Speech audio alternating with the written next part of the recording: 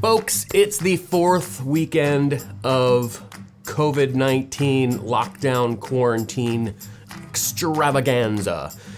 And it's actually a really beautiful day out. So I was just outside mowing the lawn, which if anyone knows me well enough, I hate mowing the lawn. But it's nice out. It's like 50-ish. So, you know, you can actually mow the lawn without sweating and going crazy and like just dripping wet with sweat. So I got that knocked out. It's also Easter weekend and everything is shut down. There's no church services, there's no anything like that that's, you know, in person. So everything's online. We'll just suck it up and deal with it. Last week, I mentioned that my hair's getting out of control and I need to cut it. The professionals are not working. There's nothing I can do to get someone to cut my hair. Yeah, so now I'm kind of left to do this on my own, and I didn't want to do it last week because I just a little apprehensive. This week I gotta do it, so that's actually the next task on my list of things for today is to give myself a haircut. I used to do it in the military, and it's been a decade since I've done it, so it's going to be interesting.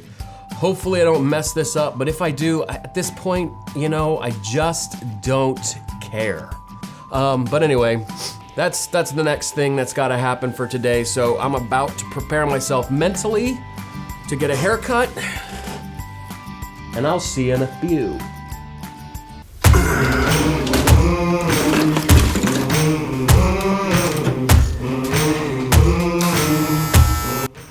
So here's my idea. I take my old army hat and use it as a means to kind of give me a line around the back of my head that I can't see, and just use this as kind of a template for cutting this thing. Golly, this is gonna be weird. Crap. This is gonna take a while, guys. Oh my gosh. I can't see what I'm doing. So if I'm being totally honest, I'm pretty proud of myself. This is better, honestly, this is better than I thought it was gonna be. This is totally acceptable. I'm happy with this. This is actually pretty good. You know, I still miss Nikki at The Ultimate Shave, who does my hair. She's the pro, I am not. And I will definitely be going back to her, but in the meantime, come on.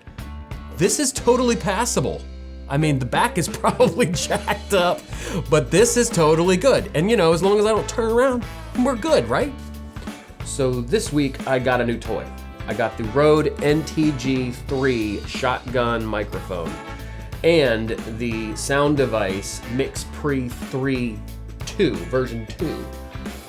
Sound recorder. So the audio for these recordings should be noticeably different, noticeably better. I was using that lav mic that was on my shirt in the last couple of videos, but this is a step up for sure. So hopefully you guys notice a difference in the audio quality. If not, then whatever, man. I like it. And so in that vein of gear and stuff like that, I thought I'd give a tour of the studio that I'm using here to shoot all these videos. So what I'm gonna do now is I'm gonna take you on a tour of my studio, just so you can kind of get an idea of how insane I go with all this video stuff. All right, so this is my office. And so I have my table that I sit at and a chair. I've got my A camera right here. It is a Sony 7, what is this? A7R4. The B camera is a Sony A7 III. And I've got this boom mic. This is the Rode NTG3 shotgun super cardioid, blah, blah, blah. That does the audio, and that records into the MixPre 3 sound recorder that records in 32-bit float. And then I've got, of course, this humongous softbox that is actually being lit by the Photo B10, which is a really nice strobe, but I'm using it as a constant light for video. And then I've got this high-tech kind of kicker light, which is just a desk light, and I taped on an extra reflector so the light doesn't spill everywhere. And yeah, that's pretty much the setup. And then I record and, you know, and edit on this beast. This beast of a mother of a computer. This thing's amazing.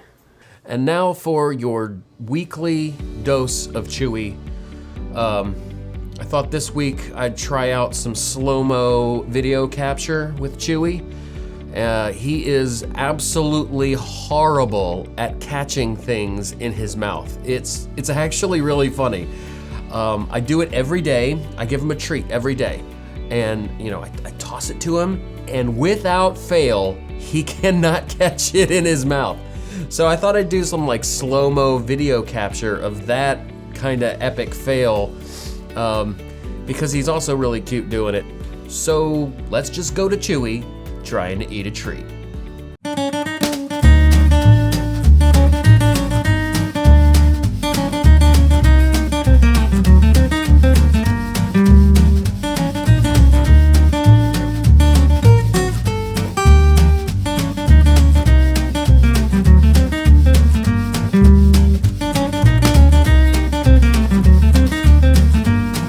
And now for our first installment of Lockdown News.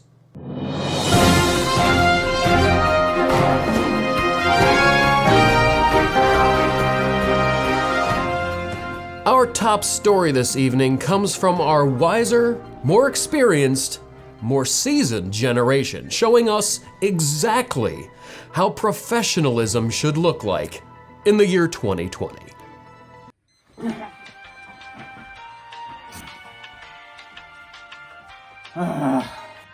I thought that today I would take you guys on a ride along of my commute to work. Welcome to my new reality. I refuse to say new normal. There is nothing normal about this. So now I've groomed myself, ready to get dressed. And when I say groomed, what I mean is I brush my teeth, wash my face, of course I wash my hands, and I minimally did something to my hair. So now I'm getting dressed for work. I will tell you that I believe as a professional for over 40 years that it's always important to maintain an air of professionalism. That's why I like to wear my dress shirts, to make sure that if anybody sees me out and about, they will quite understand, you know, my ethic. So, all right, looks good. Okay, getting ready now to go to work. I think maybe I'll just sort of time the commute today. So, get ready, guys. Here we go.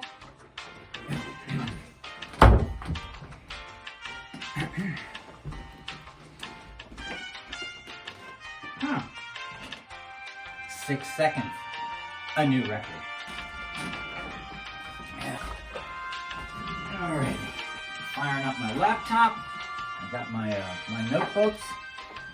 Got my coffee from the break room. I'm sorry, from the kitchen downstairs. Not too inconvenient. And you know what? I'm ready for the day. I'm good to go. So, as I leave you this morning, I would just say this. Remember, everybody, today is another day in which to excel at your chosen profession. Robert, out. Thanks, Robert, for all your hard work, professionalism, and dedication through the years.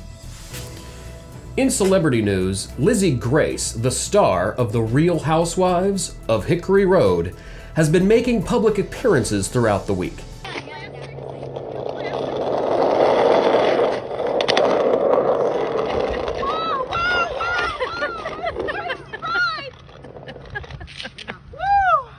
Staying at home is not something Lizzie Grace is used to, so she decided to get all dressed up and just hang out in her driveway. She also decided that it was appropriate to dress up like a 1940s housewife and walk the dog. Okay, So this is legit cute.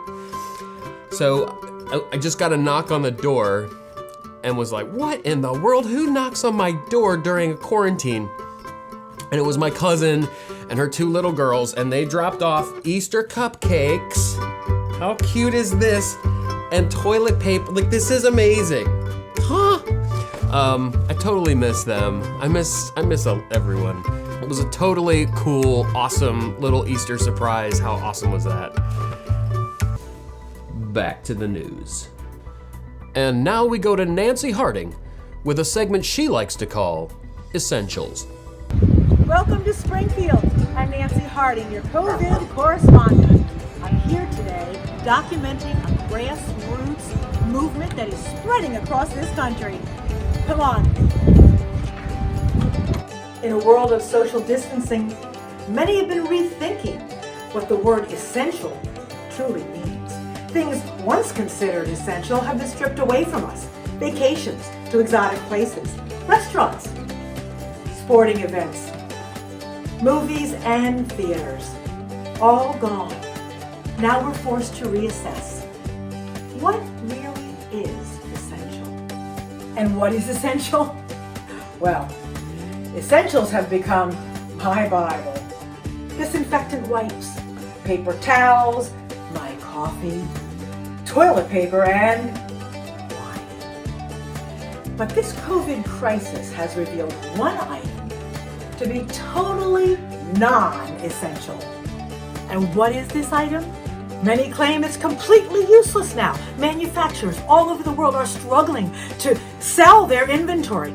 Governments have stepped in to bail out companies. But women all over the world, they know.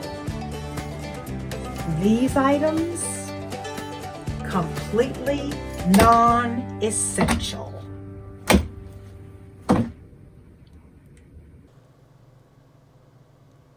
Thank you, Mom Nancy, for that unique perspective. And now we go to Middletown, Delaware, with our field correspondent, Elias Herrera. Elias? How's my breath? Is my breath okay? Hello, Matt. Thanks for having me today. Gee, I hope you can hear me with all this wind. I mean, since the coronavirus hit, we've seen an average of 2 miles per hour higher winds in Middletown. As you can see, the trees are blowing back and forth. They're swaying like an Indian dance, or like the well, I don't know, just dances in general. They seem like dancers to me. Thanks, Elias, for that weather report. And now... Well, since the coronavirus has hit, Matt, my hair has been growing exponentially. I've had the time to develop an algorithm of just how long my hair has been growing in the past, and I have been able to see that my hair grows 2.68 centimeters per hour and a half. So just let that sink in for a minute. That's how long my hair is getting. Okay, folks, that's Elias Herrera in Middletown. And, well, let me just show you what I've been up to, Matt. Over here we have this little black tarpish thing that's supposed to stop the weeds from growing, and I have those little blocks there just like I used to play with my Legos when I was an infant. And well, the goal is to make a little platform here in which we can step on and cook things on, like barbecues and hot dogs and hamburgers and things like that. Maybe I'll have you over, Matt. As we come over here, many of you know that I am a salesman by day, but what do I do by night? Well, I'm going to tell you right now, I'm a bird enthusiast. I am a bird scientist. And, you know, everybody's thinking about how this is affecting the economy, how it's affecting us, our values in our homes, the value in our cars. But no one's really thinking about the birds. Where do the birds land in all this? You know, they can't wear masks. They can't make masks. They can't buy masks. They can't buy hand sanitizer. So they're the real victims in this whole thing, Matt. We have the ability to, with the resources that we have, to protect ourselves in this pandemic. Not the birds. How will they eat? Well, don't worry, because I've answered that question here live. My birds in local Middletown will be eating from this bird feeder. Go ahead and zoom into that, Mr. Cameraman, aka my wife. That is a $5 bird feeder that you can buy at your local Lowe's or Home Depot or any sort of store that sells these sorts of things. And it feeds all of the local birds. And so that's the great thing that's happening here. I am taking care of our birds. So next time you think that you're a victim in all this, think about the birds. And that's all I have to report from here, live in Middletown. Back to you guys at the studio, Matt. Stay safe. I don't know, is he done? He keeps going. Am I supposed to go? We're live. Thanks, Elias, for that report from Middletown, Delaware. And I'll definitely take you up on that barbecue offer. That's all we have for you this week on COVID Weekend. Stay sterile out there, and we'll see you next week.